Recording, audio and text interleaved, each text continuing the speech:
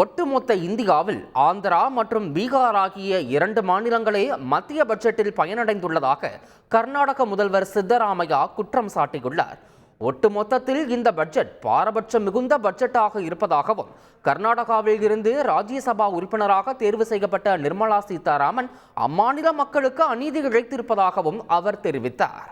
நடிகரும் மக்கள் நீதி மய்யம் கட்சியின் தலைவருமான உலகநாயகன் கமல்ஹாசன் தனது எக்ஸ் வலைதள பக்கத்தில் மத்திய அரசு வெளியிட்ட 2024 பட்ஜெட் தாக்கலை குறித்து பதிவு ஒன்றை பதிவிட்டிருக்கிறார்.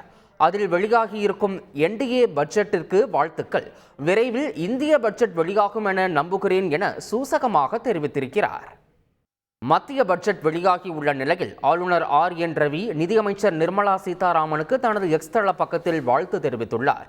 வேலைவாய்ப்பு உருவாக்கம், உட்கட்டமைப்பு மேம்பாடு, தொழில் முனைவு உள்ளிட்ட விஷயங்களுக்கு முக்கியத்துவம் அளித்திருப்பதாக ஆளுநர் பெருமிதம் தெரிவித்துள்ளார். 2030ஆம் ஆண்டுக்குள் உலகின் 3வது பெரிய பொருளாதார நாடாக இந்தியா முன்னேறுவதற்கு இந்த நிதிநிலை அறிக்கை வலுவான அடித்தளத்தை அமைத்துள்ளதாகவும் அவர் குறிப்பிட்டுள்ளார்.